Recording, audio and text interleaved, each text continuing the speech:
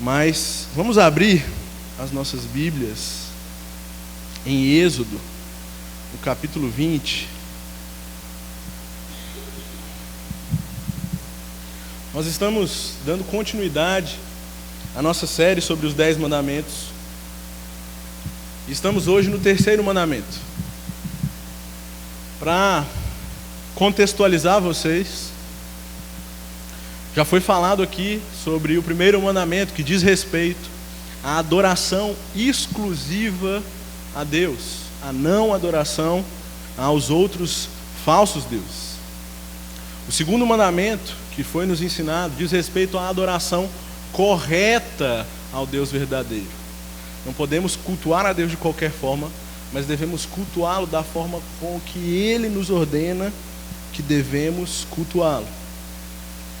E esse terceiro mandamento, sobre o qual nós aprenderemos essa noite, também diz respeito à nossa relação com Deus, ao nosso culto a Deus. Fique aí com o verso 7, de olho no verso 7, que nós leremos já já e entenderemos do que se trata esse mandamento. Mas antes eu queria contar uma história para vocês. Alguns anos atrás, eu não era convertido ainda, não conhecia o Evangelho, e determinada noite eu estava com um amigo percorrendo as ruas de Belo Horizonte. Nós estávamos alcoolizados e estávamos drogados, e ainda menores de idade, sem senso nenhum de responsabilidade. A gente ria e se alegrava como se fosse a melhor coisa do mundo. E aí, em determinado momento, parou uma viatura policial do nosso lado. Os policiais abordaram a gente, fizeram a conhecida batida e pediram os nossos documentos. Gente, eu tinha certeza que aquela noite eu ia para a cadeia. E quando eu entreguei minha identidade para um dos policiais, ele olhou o documento e leu assim: Barral, para quem não sabe é meu último nome, Barral, parente de Geraldo Barral. E eu disse: sim, sou filho dele. Ele me entregou o documento e disse assim: eu conheci seu pai, ele é um bom homem, então juízo, tenha cuidado com o nome que você carrega. E eu entendi depois a profundidade desse conselho. Certamente naquela noite eu só fiquei alegre por sair de uma enrascada, mas depois eu consegui compreender a seriedade de se levar um nome. É como, por exemplo, quando uma mulher se casa e recebe o nome de seu marido. A partir daquele momento ela não é mais totalmente independente, totalmente autônoma e apenas um ser individual. Ela está ligada a outra pessoa. Ela está com a sua identidade vinculada a outra pessoa. E o que ilustra isso é o nome que ela recebe. O marido, por outro lado, também não é mais livre, desimpedido, mas dentro dessa estrutura nova, ambos são uma só carne, ambos têm responsabilidade um com o outro, ambos têm deveres um com o outro. Isso tudo que eu estou dizendo são ilustrações, mas é exatamente sobre isso que o terceiro mandamento fala. Vamos ler o texto? Êxodo capítulo 20, verso de número 7. Não tomarás em vão o nome do Senhor, o teu Deus, pois o Senhor não deixará impune quem tomar o seu nome em vão. Vamos orar? Deus, nos ajuda essa noite a compreender a imensidão na nossa responsabilidade com o Senhor, os nossos deveres no pacto da aliança, as nossas obrigações enquanto cristãos, mas ao mesmo tempo a dádiva de assim sermos chamados. Abençoa o nosso intelecto essa noite com o seu conhecimento e abençoa o nosso coração com emoções santas e paixão zelosa por Ti e pela Tua palavra. Essa é a nossa oração, em nome de Jesus. Amém. Gente, essa semana foi uma correria, eu tive 4 provas.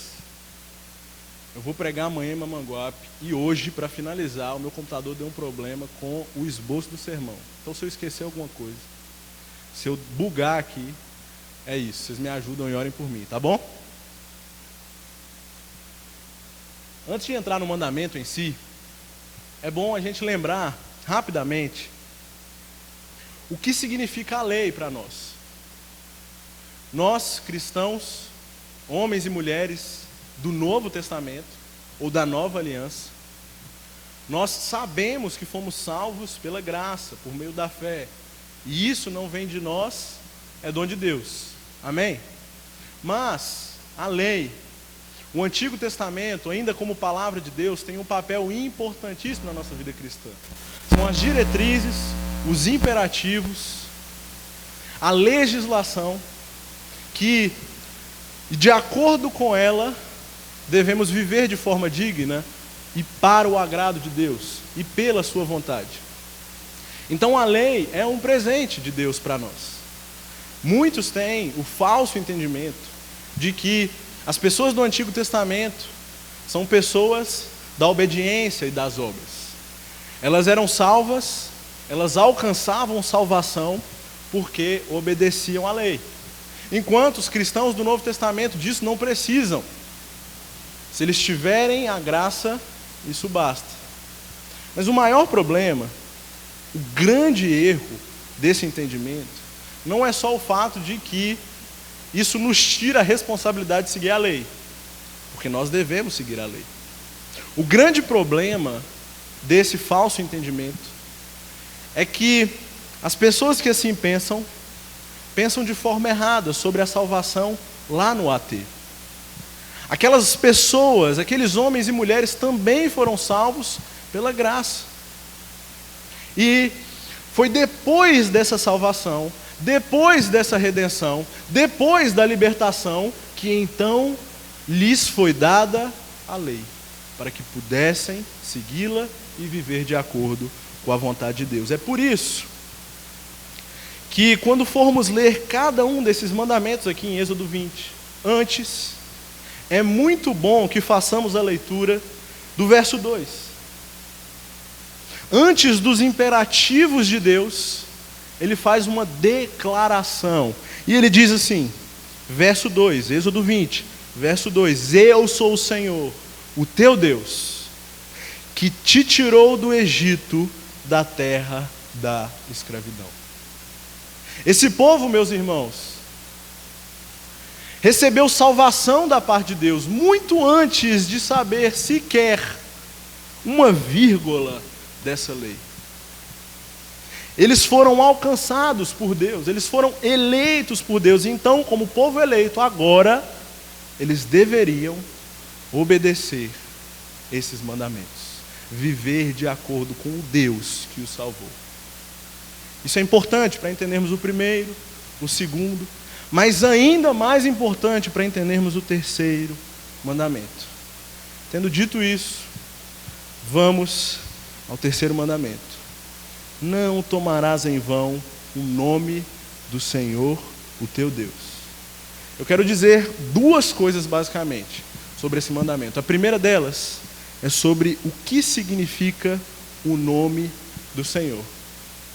Gente, se você parar para pensar, a gente vem a esse mundo através de uma experiência muito radical.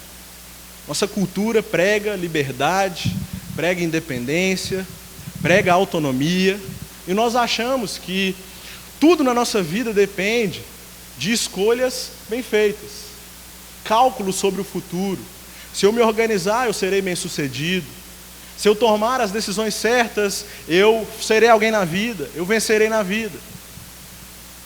Se eu tiver consciência correta da realidade, de mim mesmo, da minha identidade, então haverá um futuro para mim. Mas se você parar para pensar, nem nascer foi escolha sua. Quando você teve consciência pela primeira vez de si mesmo, você já tinha um nome, você já tinha um registro civil, você já se vestia de uma determinada forma, você já comia determinadas coisas, em determinado momento você desperta para o mundo e você já é alguém. Mas esse alguém, essa identidade, não veio de você. Veio de uma outra pessoa, uma autoridade sobre a sua vida, seja pai, mãe, avó, tio, não sei. Mas alguém escolheu o seu nome, alguém disse como você ia se chamar, e você pode até achar ruim, mas essa é a sua identidade. Os juristas de plantão vão dizer, não, mas hoje é possível mudar, alterar o nome, mas vocês estão me entendendo. Via de regra, quer você goste ou não, você vai lá, na sua certidão de nascimento, e ela te diz quem você é. Se alguém te perguntar hoje o seu nome, você vai poder dizer, porque alguém disse o seu nome para você antes. Isso é muito estranho, não é não? Nossa identidade não vem de nós. Ela, em grande parte, vem daqueles que nos criaram. Isso aí já mostra o quanto você não é nem um pouco independente. Mas, de uma forma muito sobrenatural, meus irmãos, de uma forma totalmente distinta, o Deus das Escrituras não foi nomeado por ninguém. O Deus das Escrituras se revelou. E só assim ele poderia ser conhecido, se revelando. E ele então entra num momento da história e diz o seu nome para o seu povo. Volte a alguns capítulos, em Êxodo no capítulo 3, onde esse momento histórico e sobrenatural acontece.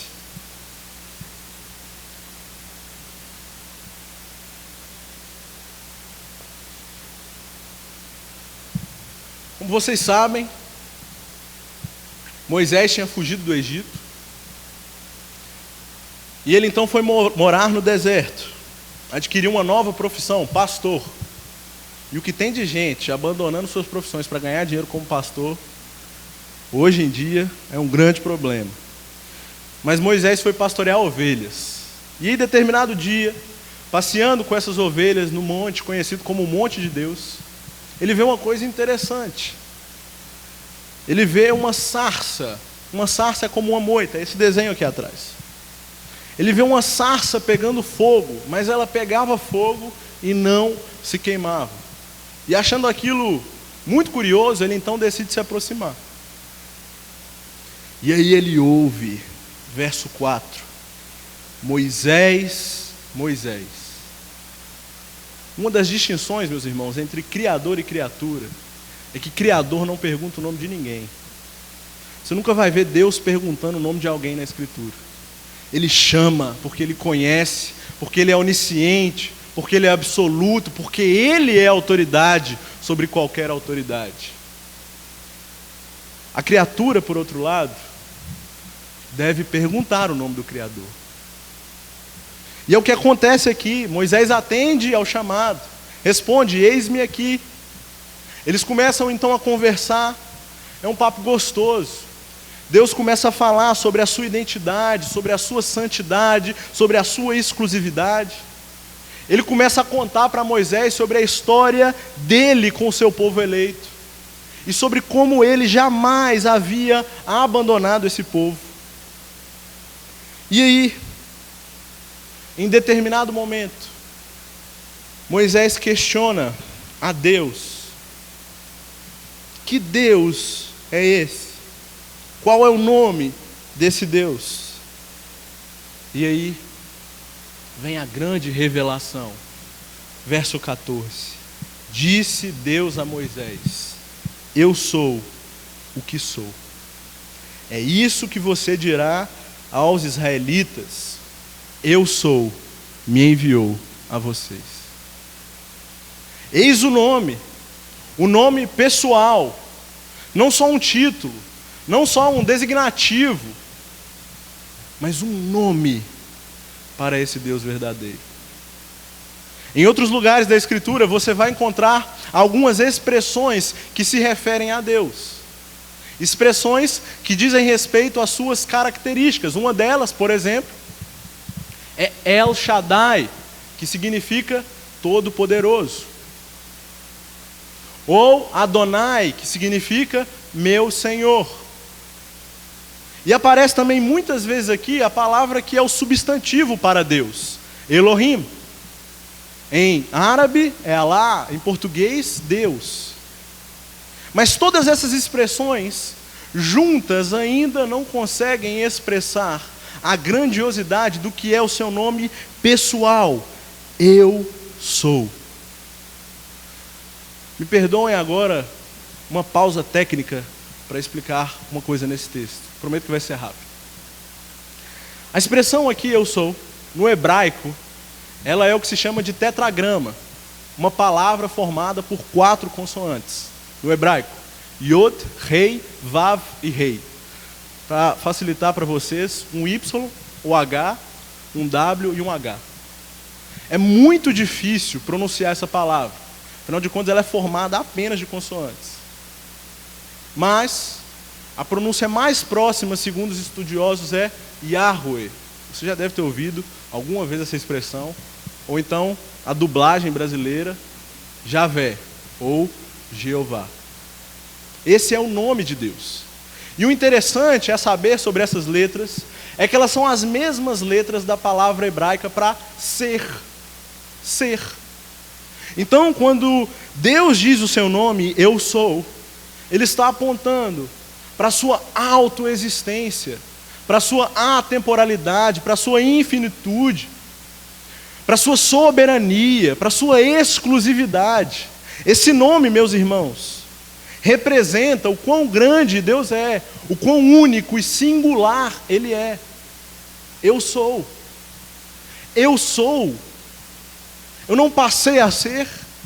Eu não sou apenas agora, eu não irei ser. Eu sou continuamente o ser sobre todo ser, o ser autossuficiente, autoexistente e autônomo. É isso que significa o nome desse Deus. E meus irmãos, os israelitas tinham tanta reverência por esse nome. Eles consideravam esse nome tão grandioso e tão digno de temor que eles mal o falavam. Se você vê uma leitura hebraica desse texto, por exemplo, do texto de Êxodo 20, volta lá, Êxodo 20, verso 7. Se você ouve uma leitura hebraica desse texto, os judeus normalmente leem assim: não tomarão ou não tomarás em vão o nome de Adonai, o teu Deus, pois Adonai não deixará impune quem tomar o seu nome em vão. Apesar de estar escrito o nome de Yahweh, eles não leem por reverência. Eles leem a palavra que é referente a meu Senhor. Eles assim o falam. Em suas orações, eles usam Adonai, meu Senhor. Contudo, meus irmãos, se você vai aos Salmos, lá você encontra orações grandiosas e ousadas do rei Davi. E adivinha só, qual o nome que Davi usa? Yahweh. Eu sou. Eu sou. Esse é o nosso Deus. E o nome de Deus não é apenas um conjunto de consoantes. O nome de Deus não é apenas um vocábulo. O nome de Deus não é apenas uma linguagem a ser falada. O nome de Deus, que Ele revela em Êxodo capítulo 3 ao seu povo, representa integralmente o seu ser.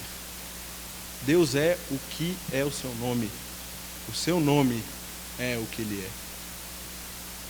Quando, portanto, pensamos, falamos, usamos, nos lembramos desse nome, estamos nos lembrando integralmente, falando, usando integralmente a identidade do nosso Deus verdadeiro. E aí, a segunda dúvida que surge, sabendo dessas coisas, Esse mandamento, então, me diz que eu não posso falar esse nome de Deus. Ontem, né?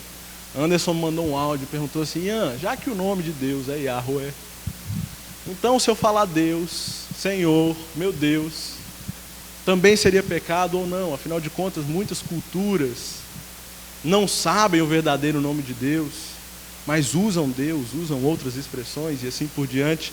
Elas estariam em pecado, isso seria pecado, isso seria quebra do terceiro mandamento. Mas para a gente responder isso, a gente precisa saber o que significa tomar. Tomarás o nome do Senhor. E eu vou beber água aqui, eu vou tomar água. Mas não é isso que significa essa expressão. Obrigado, viu? Obrigado, de verdade. Foi uma piada, gente. Toda vez que contar uma piada, você dá uma risada para avisar a galera que é risada. Obrigado, mozão. Não tomarás em vão. O que é tomar? Não é beber. Também não é sinônimo, como muitas pessoas acham, de falar. Alguém tem uma NVT aí? NVT, nova versão transformadora. Lê aí em voz alta o verso 7.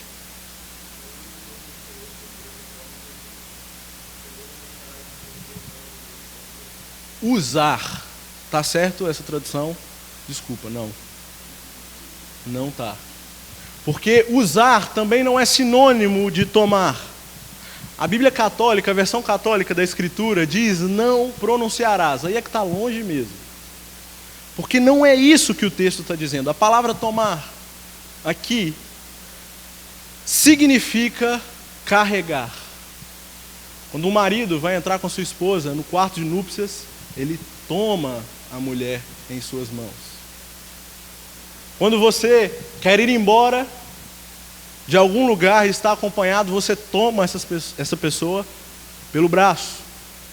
É isso que significa tomar. E o teólogo e pastor Mauro Meister diz que esse mandamento diz mais sobre moda do que sobre discurso. Eu vou explicar para você por quê. Abra sua Bíblia em Êxodo 28, só passar umas páginas, e a gente vai dar uma lida razoável na Escritura hoje, meus irmãos. Então fique com ela aberta e se prepare. Êxodo 28. Diz assim no verso 9. Êxodo 28, 9.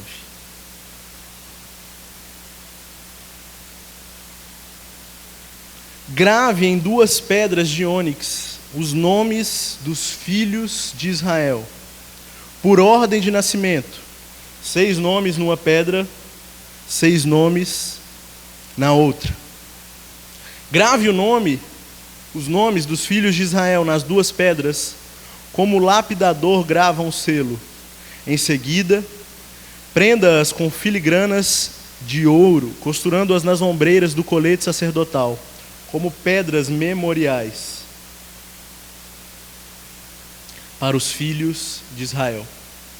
Assim Arão levará os nomes em seus ombros como memorial diante do Senhor. Olha só, aqui no capítulo 28, Deus dá a Moisés direcionamentos para levantar Arão e seus filhos como sacerdotes, como pessoas que representariam Israel no culto ao Senhor. E esses sacerdotes, eles deveriam ir de uma forma bem distinta na presença de Deus, vestidos com o colete sacerdotal. E Deus começa a explicar então como deveria ser esse colete. E uma das suas características eram essas pedras de ônix, onde estavam escritos os nomes dos filhos de Israel, as 12 tribos. E assim sendo, Arão ia na presença de Deus, carregando, tomando o nome ou os nomes dos filhos de Israel na presença de Deus. Ele faria isso para ofertar, representando Israel diante de Deus, para levar a culpa pelos pecados de Israel como um representante. Ele estava tomando o nome de Israel diante de Deus. Mas aí acontece um outro momento. Em seguida, após cultuar a Deus e após ir à presença de Deus, juntamente com os nomes gravados nessas pedras, Arão voltava à presença do povo. E olha que coisa interessante. Vai em Números, capítulo 6. 2 livros depois, gente. Rapidinho. Números, capítulo 6. Depois de ir à presença de Deus, Arão voltava. Voltava ao povo.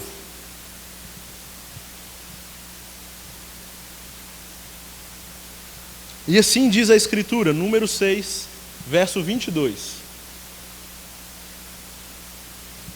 O Senhor disse a Moisés: diga a Arão e aos seus filhos, assim vocês abençoarão os israelitas. O Senhor te abençoe e te guarde. O Senhor faça resplandecer o seu rosto sobre ti e te conceda graça. O Senhor volte para ti o rosto e te dê paz. Assim, eles invocarão o meu nome sobre os israelitas e eu os abençoarei. Isso aqui é o que fica conhecido depois como bênção arônica. É o momento em que Arão abençoa o povo, invoca o nome de Deus sobre o povo de Israel. E a partir daquele momento, depois de ter levado os nomes dos filhos de Israel diante de Deus, de ter sido feito propiciação pelos seus pecados, ele vem, abençoa o povo, e esse povo passa então a carregar o nome de Deus, tomar o nome de Deus. A ilustração mais próxima disso é quando um animal ele é marcado com o nome de seu dono, porque a partir de então ele será reconhecido como propriedade de alguém. Isso acontece muito em fazendas grandes, com muitos gados. O nome do seu dono é marcado porque ele é propriedade de alguém. Então, é o que acontece também com esse povo. Eles recebem sobre eles o nome de Deus. Eles estão marcados com o nome de Deus. Eles são conhecidos como povo de Deus, nação de Deus. Eles estão carregando esse nome com eles. E esse mandamento, meus irmãos, tem um caráter positivo. Porque perceba, ele não diz que não devemos tomar o nome de Deus. Nós devemos tomar o nome de Deus. Afinal de contas, é inclusive a única forma de sermos salvos. Olha o que diz Joel, capítulo 2, verso 32. Não precisa de abrir não, eu estou fazendo vocês abrirem muitos textos. Joel 2,32 diz assim: e todo aquele que invocar o nome do Senhor será salvo.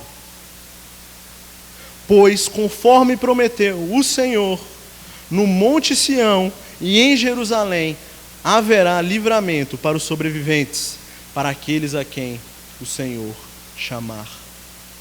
Então, meus irmãos, nós devemos, e boa notícia, nós podemos invocar o nome de Deus, tomar o nome de Deus. Por exemplo, quando alguém pergunta qual a sua religião, o que você é, você responde cristão. Cristão. O que é cristão? Um pequeno Cristo.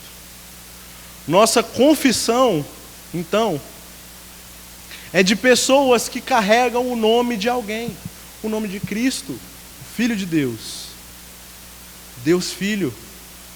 Quando você diz que você é cristão, você está então se apropriando, invocando, tomando sobre si, carregando o nome de Deus. Mas esse mandamento tem um caráter negativo. Devemos invocá-lo, devemos tomar o nome dele, mas não podemos fazer isso de forma indigna, de forma vã. Tem muitos teólogos aqui. Tem Rafael, dois Rafael aqui, teólogo. Anderson, Bruno, Garnierzão aqui também. Eu quero fazer uma pergunta para vocês, que eu estou em dúvida aqui. Eu esqueci meu sermão, apaguei meu documento. Eu queria saber de vocês se a gente pode jurar em nome de Deus. E aí? Vocês podem entrar em consenso e eu vou no voto da maioria. A gente pode jurar em nome de Deus? Alex? Pode? Podemos, Rafão? Pode jurar em nome de Deus? Em certas ocasiões? E aí, Anderson? Pode não?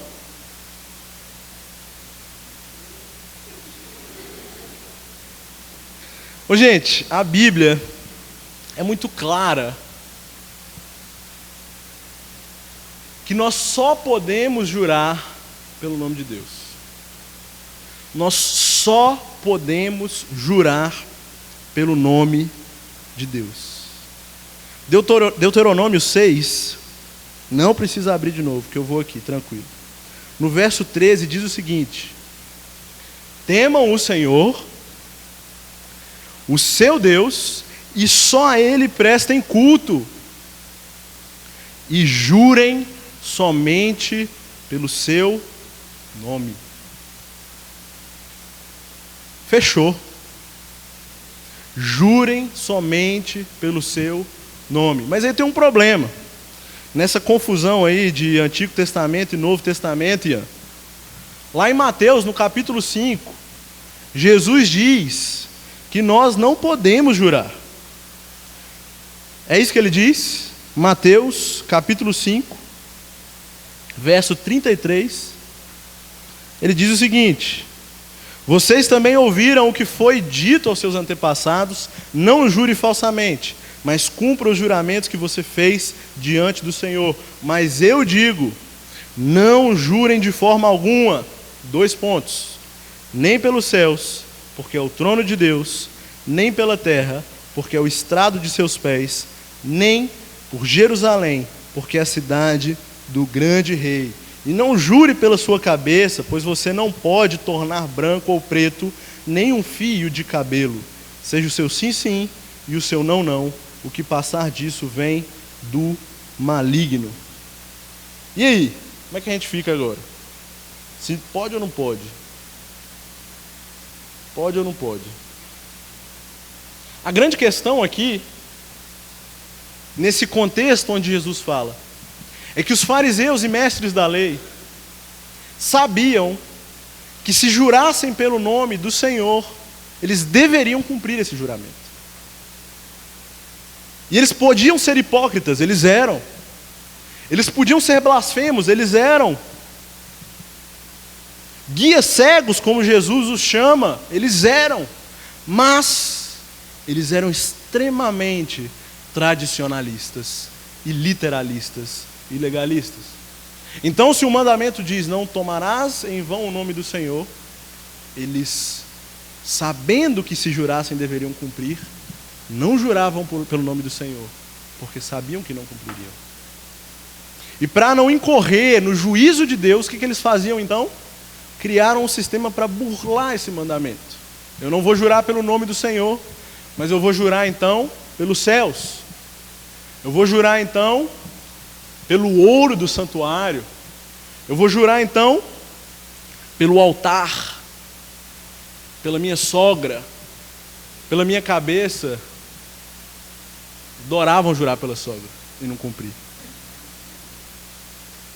E o que acontece nesse contexto é que Jesus os repreende de forma veemente. Vocês acham que jurando pelos céus e não cumprindo, não incorrerão no juízo de Deus? Vocês acham que jurando pelas suas criaturas, que são sua imagem e semelhança, vocês não incorrerão no juízo de Deus? Ele diz o seguinte: o que é mais importante, o ouro ou o santuário que santifica o ouro? Mateus 23, verso 17. Vocês dizem, se alguém jurar pelo altar, isso nada significa. Mas se alguém jurar pela oferta que está sobre ele, está obrigado por seu juramento. Olha que safadeza. Mas Jesus diz: cegos. O que é mais importante, a oferta ou o altar que santifica a oferta? Portanto, aquele que jurar pelo altar, jura por ele e por tudo que está sobre ele. E o que jurar pelo santuário, jura por ele e por aquele que nele habita. E aquele que jurar pelos céus, jura pelo trono de Deus e por aquele que nele assenta. Ficou pesado o negócio. Porque agora, meus irmãos, esses homens passam a entender que não é a pronúncia de um nome, mas atos, uma vida, comportamento e compromisso.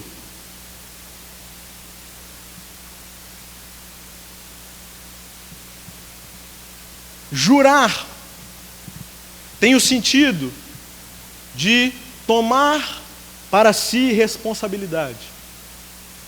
Tem o sentido de comunicar uma ação.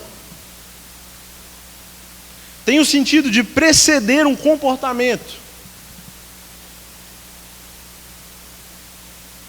E quando um judeu jurava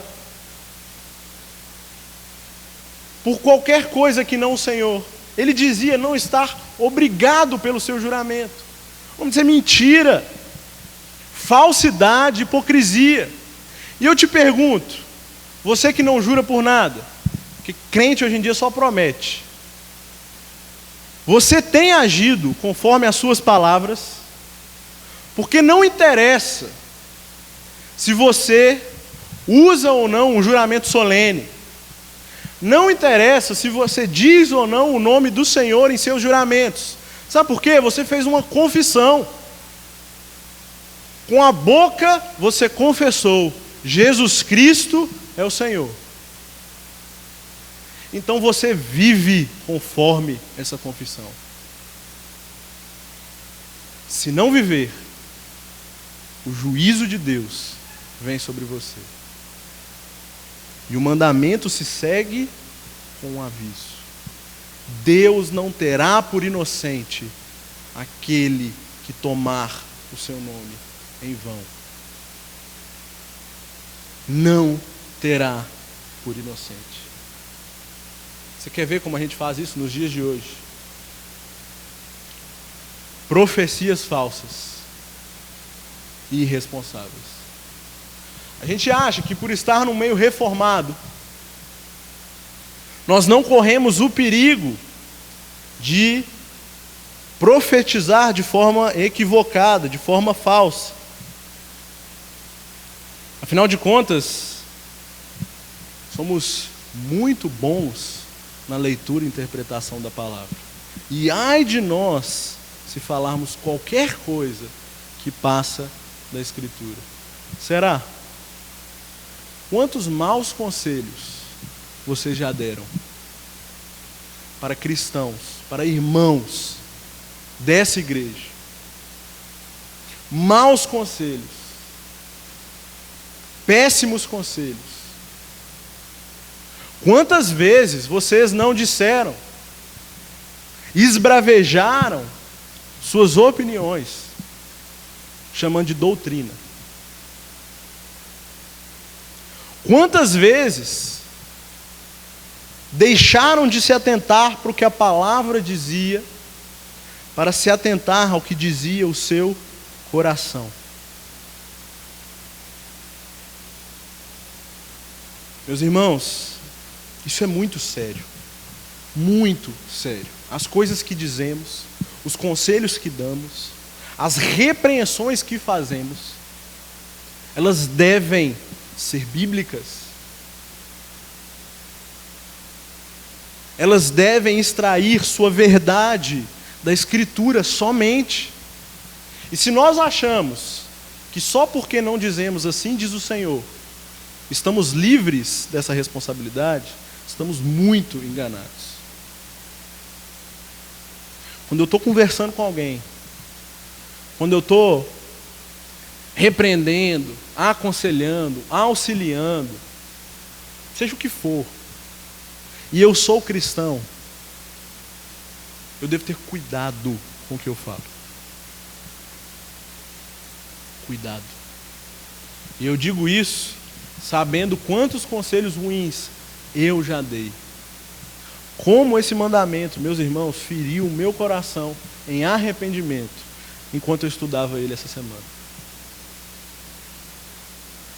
Nós devemos nos entristecer e tomar muito cuidado para que isso não se repita.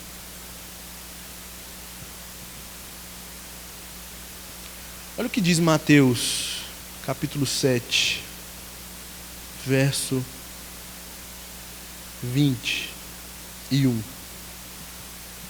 Verso 21. Nem todo aquele que me diz, Senhor, Senhor, entrará no reino dos céus, mas apenas aquele que faz a vontade do meu Pai que está nos céus. Muitos me dirão naquele dia, Senhor, Senhor, não profetizamos em teu nome, em teu nome não expulsamos demônios e não realizamos muitos milagres. Então eu lhes direi claramente, nunca os conheci, afastem-se de mim, vocês que praticam o mal. Jesus, ele nos traz uma repreensão severa, meus irmãos. Ele nos diz que muitos, no dia de sua vinda, virão até ele, de forma prepotente e orgulhosa, dizendo, Senhor, nós não ensinávamos a sua palavra, nós não pregávamos a sua palavra, nós não falávamos em seu nome, perceba, em seu nome, não expulsávamos demônios em seu nome, não realizávamos milagres em seu nome. Em outras palavras, Jesus vai dizer, nem todo aquele que usa o meu nome, nem todo aquele que diz carregar o meu nome, nem todo aquele que professa Senhor, Senhor, entrará no reino dos céus. Mas aquele que não carrega de forma vã, mas que vive e que faz a vontade do meu Pai que está nos céus. O dizer e o fazer estão em contraposição aqui. Eles dizem uma coisa, mas fazem outra. Eles confessam um nome, mas fazem isso em vão. O alerta aqui é, tomemos cuidado, porque naquele dia ele poderá nos dizer, nunca os conheci. Além disso, como também podemos tomar o nome de Deus em vão? Falsa adoração. Eu fico pensando quantas vezes eu não estava aqui presente em corpo no momento do louvor, e a minha boca cantava e falava e repetia as letras dessas canções. Em determinado momento eu acordava, dava conta de onde eu estava. Minha boca estava falando, mas eu nem estava aqui. A cabeça estava na aula do dia seguinte, na prova da próxima semana, no trabalho que viria. A cabeça de alguns está no jogo de futebol, no que vai comer depois daqui. E aí, de repente, do nada, você se dá conta de onde você está. Meus irmãos, falta de sobriedade na adoração a Deus. Falta de sobriedade. Olha que coisa terrível Deus diz sobre o seu povo Em Isaías 29, verso 13. Esse povo que diz ser o meu povo, se aproxima de mim com a boca e me honra com os lábios, mas o seu coração está longe de mim.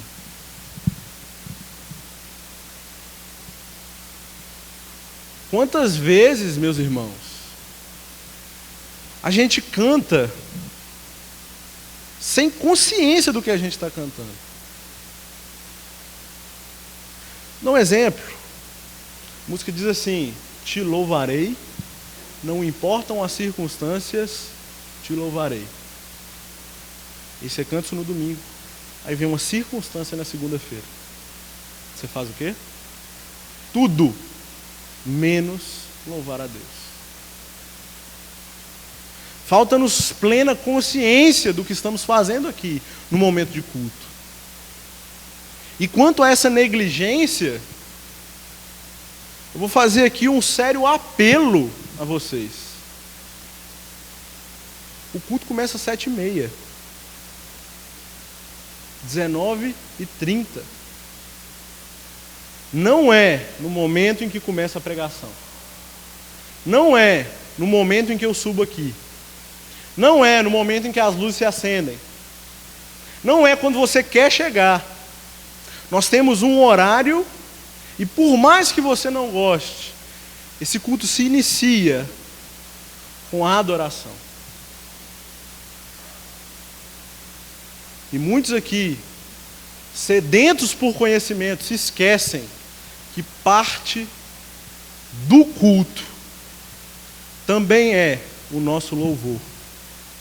Se nós não estamos aqui presentes nesse momento, nós não estamos com a consciência correta e plena do que esse momento solene significa. Porque pode não ser domingo, mas isso aqui é um culto a Deus. Aqui tem oração, pregação da palavra, louvor, isso é um culto.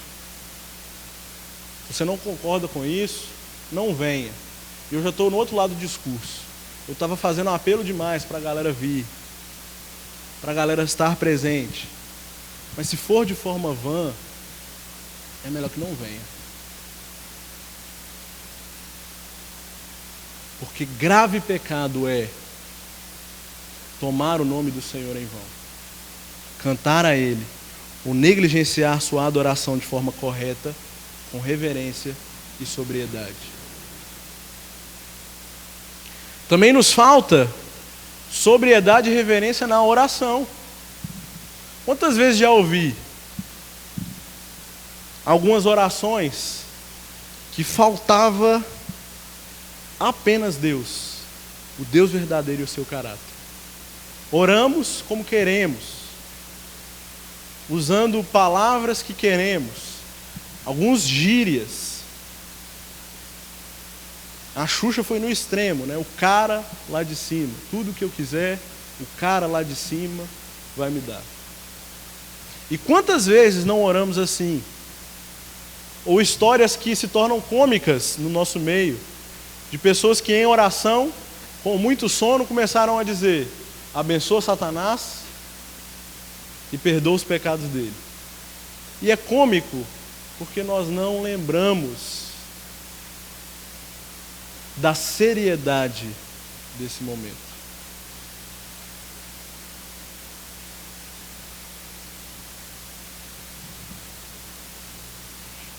Além da oração, além do louvor, tomamos o nome de Deus em vão quando negligenciamos o culto a Deus. E aqui eu não estou só falando do domingo, mais uma vez. Mas eu estou falando da reunião comunitária de adoração a Deus. Hebreus capítulo 3, verso 13, vai dizer assim, verso 12: cuidado, irmãos, para que nenhum de vocês tenha coração perverso e incrédulo que se afaste do Deus vivo. O conselho aqui do autor é para cristãos. que tomam o nome de Deus.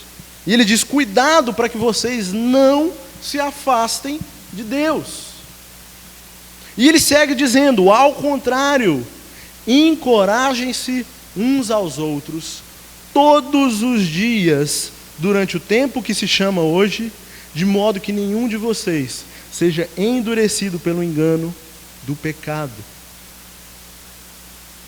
Obviamente que não são todos os dias que nos reunimos aqui.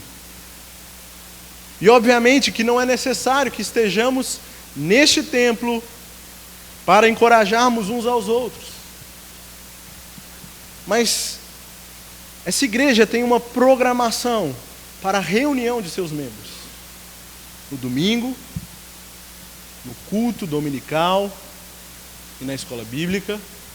Na quarta-feira, no culto de oração e escola bíblica. Na sexta-feira, o culto para os adolescentes. E no sábado, o nosso culto da rede. Quando deixamos de aproveitar momentos assim para estarmos juntos uns com os outros, caímos no erro da falta de encorajamento. E sabe o que isso vai causar a nós e a nossa negligência? Afastamento do Deus vivo. E eu não tenho medo de dizer, meus irmãos, se você olhar para alguém e você visualizar falta de interação com a igreja, a ausência de cultos e reuniões, facilmente você identificará queda espiritual. Facilmente você consegue identificar alguém que está afastado de Deus, que já abandonou sua vida de oração e leitura da palavra, quando ela deixa de vir aos cultos, deixa de estar junto com a igreja, deixa de andar com seus irmãos. Porque é impossível que continuemos nessa caminhada sozinhos. É impossível que ficando em casa, assistindo televisão, ainda que seja Augustus Nicodemos, ainda que seja Hernandes Dias Lopes, ainda que seja John Piper, ainda assim, se você não tem contato com a igreja do Senhor, você cairá.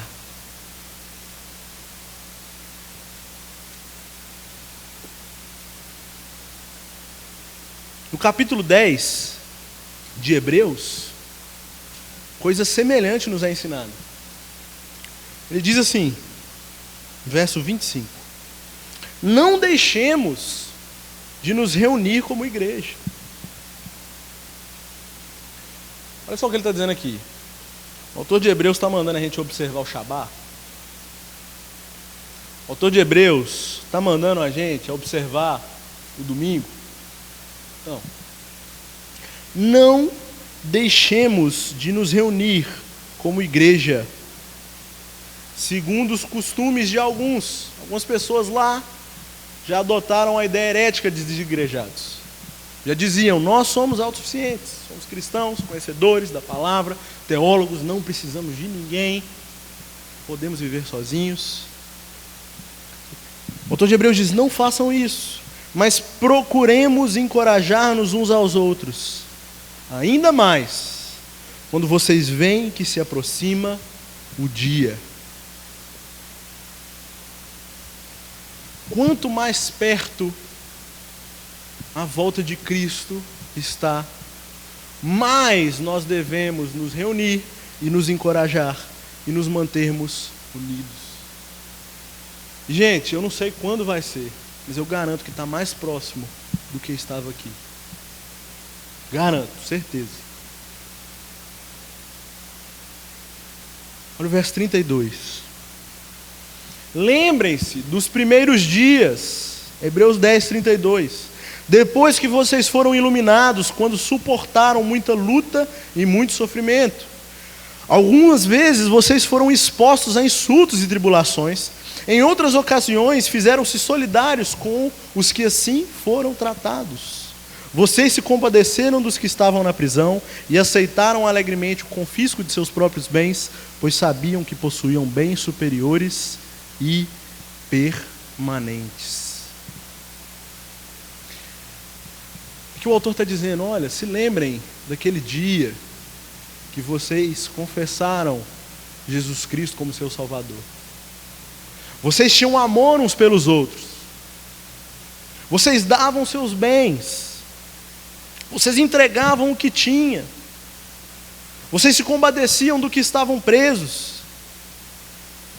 Vocês foram expostos a insultos e tribulações.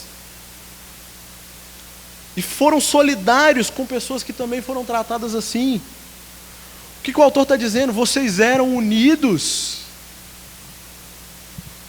E eu peço que você se recorde dos seus primeiros dias como cristão. Eu, pelo menos, era assim. Tinha uma, vou falar a palavra, célula, eu ia. Tinha um PG, eu ia. Tinha uma reunião de oração, eu ia. Tinha um culto, eu estava lá. Até para ouvir besteira, mas eu estava lá. Sempre. E obviamente, meus irmãos, o início da caminhada, ela tem seus obstáculos e percalços. Nós não temos discernimento, ouvimos qualquer besteira e acreditamos. Não sabemos, de fato, toda a verdade da Escritura. Mas se tem um comportamento que deve ser incentivado, é a nossa relação com a Igreja de Cristo. Se tem algo que nós devemos nos lembrar, é da nossa comunhão, é da nossa necessidade de estarmos aqui quando conhecemos o Evangelho. Então por que abandonamos essa prática? Por que abandonamos essa paixão de estarmos na casa de oração? Por que reservamos um dia da semana e nos outros dias nos acomodamos com as nossas diversões?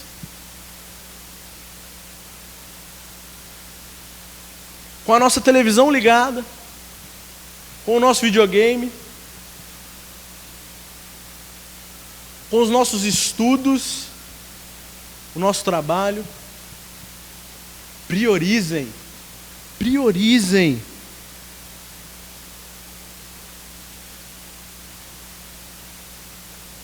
Para fora dos portões da igreja, nós também podemos tomar o nome de Deus em vão. Uma forma, através da nossa ideologia política, usar o nome de Deus, distorcer a Escritura, para tentar solidificar o nosso pensamento político.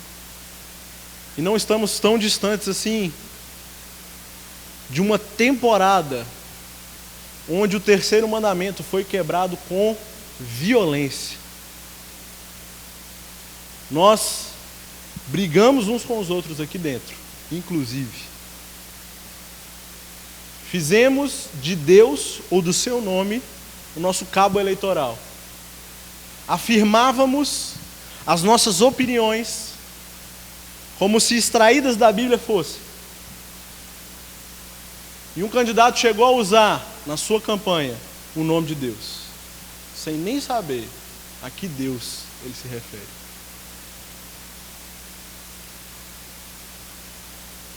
E gente, vocês podem ficar com raiva de mim, eu sei disso. Mas, sinceramente, nós somos extremamente, estou me incluindo aqui, viu? Estúpidos quando se trata de política. Porque abrimos mão das nossas relações, abrimos mão da comunhão dos santos, abrimos mão do nosso próprio Deus para afirmarmos as nossas opiniões e ideologias. Sabe o que é isso? Para quem é cristão, tomar o nome de Deus em vão.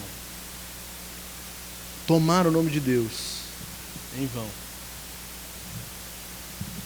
Outra forma, usar a Escritura, usar versos isolados para justificar uma vida carnal.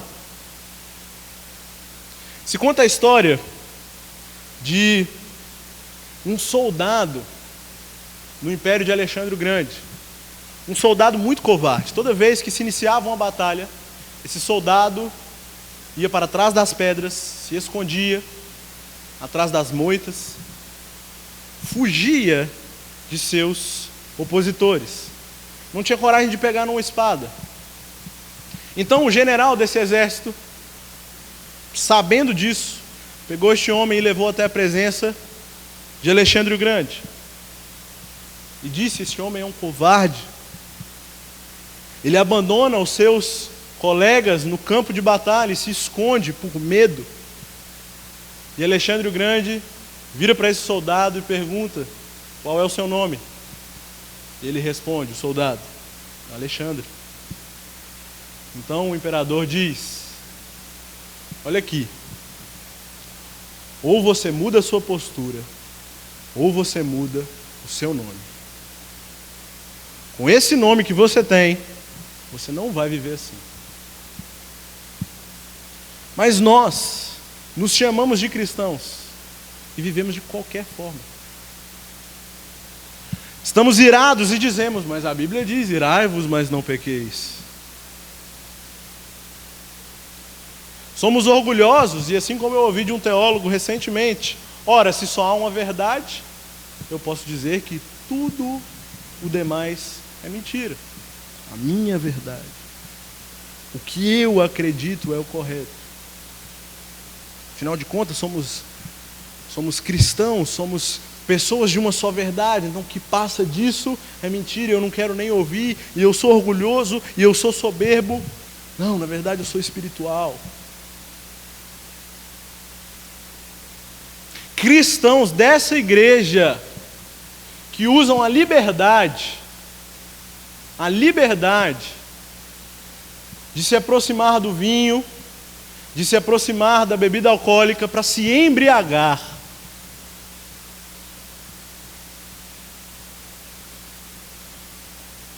Usando a palavra de Deus e uma dádiva do Senhor para pecar contra Deus. Está usando o nome de Deus em vão. Gente, isso é sério. Isso é sério. Sabe por quê? Porque Deus não terá por inocente aquele que tomar o seu nome em vão. Há juízo esperando. Inclusive aqueles que clamam: Senhor, Senhor. Inclusive aqueles que profetizam, realizam milagres, expulsam demônios. E ao invés de termos temor, reverência, nós estamos citando autores, páginas, livros e versículos indiscriminadamente. Saímos daqui e vamos para um bar. Isso é triste. Triste. E eu estou dizendo porque já fiz. Isso é uma irresponsabilidade com o nome que carregamos. Uma irreverência com o nome que carregamos. E olha só. O nosso Deus, o grande eu sou, não terá por inocente quem tomar o seu nome em vão. Hebreus 10:31 diz assim: terrível coisa é cair nas mãos do Deus vivo. Terrível coisa é cair na mão de Deus vivo. Que todas essas repreensões, apesar de duras, e são duras para mim também, garanto a vocês. Durante essa semana revi inúmeras vezes aquilo que iria falar, para que pudesse fazer sentido na minha vida. Mas que essas palavras possam nos dirigir, pelo menos, a uma atenção a nossa vida. Os adolescentes dessa igreja, meus irmãos, eu não estou dizendo que eles estão certos, tá bom? Não estou dizendo isso. Mas os adolescentes dessa igreja já nos chamaram de libertinos.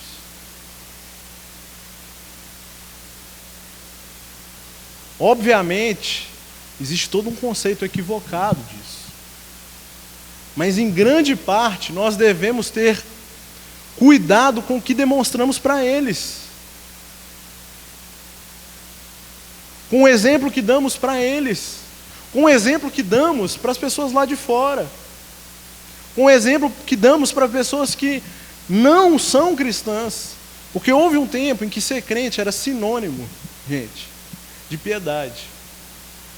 Era sinônimo de gente correta. Hoje em dia, se você fala que você é crente na universidade, você ouve um grande coisa. Até parece. Ou algo que eu já ouvi: os crentes são os piores. Você acha que isso é culpa de quem? Mas eu não quero terminar com palavras negativas, porque eu sei que é difícil viver todo o tempo de forma digna do Evangelho. Por vezes caímos, pecamos, somos falhos. Ninguém consegue observar toda a lei. Ninguém consegue a todo o tempo se lembrar de forma sóbria de tudo que ouviram aqui. Mas a boa notícia é que, apesar disso, nós podemos invocar o nome de Deus. Nós podemos tomá-lo e por ele ser salvos. Você se lembra do que falei sobre o sacerdote? Lá em Êxodo, capítulo 28. O sacerdote, ele ia até o lugar santo, o santo dos santos, ofertar ao Senhor, representar o povo de Deus em propiciação para o pecado. E ele voltava então para abençoar o povo, usando toda a sua roupa, o seu colete sacerdotal. O sacerdote Arão e seus filhos representavam alguém que ainda viria. Jesus diz, no capítulo 8, verso 58 de João: eu lhes afirmo, antes de Abraão nascer, eu sou. O nosso sacerdote, Jesus Cristo, o próprio Deus encarnado, ele não vestiu nenhuma roupa sacerdotal. Muito pelo contrário, suas roupas e suas vestes foram tomadas dele, foram rasgadas, retiradas dele, e então ele foi nu para a cruz do Calvário, humilhado, mas carregando em si o meu nome e o seu, carregando sobre ele os nossos pecados. E ele morre na cruz. Ele morre na cruz por mim e por você, representando a nossa culpa, para que nós pudéssemos então, por meio dele, que é o nosso intermediador, invocar o Senhor e ser, cada um de nós, salvos por ele. E aquele que confessar com a boca e crer no coração que Jesus Cristo é o Senhor, será salvo. Esse Jesus ressuscitou ao terceiro dia. Ele foi assunto aos céus, está sentado à direita de Deus Pai, e não com uma veste com pedras preciosas, uma veste feita por artesãos humanos, mas vestido de glória, para toda a eternidade, e com Ele nós viveremos para sempre. Ele é Senhor. E toda língua confessará, e todo joelho se dobrará diante de Jesus. Se você não fez isso ainda, eu lhe incentivo a tomar, invocar o nome do Senhor. Mas eu aviso, faça isso de forma digna. Como Paulo diz em Filipenses, vivam de forma digna do Evangelho. Abaixe sua cabeça e vamos orar.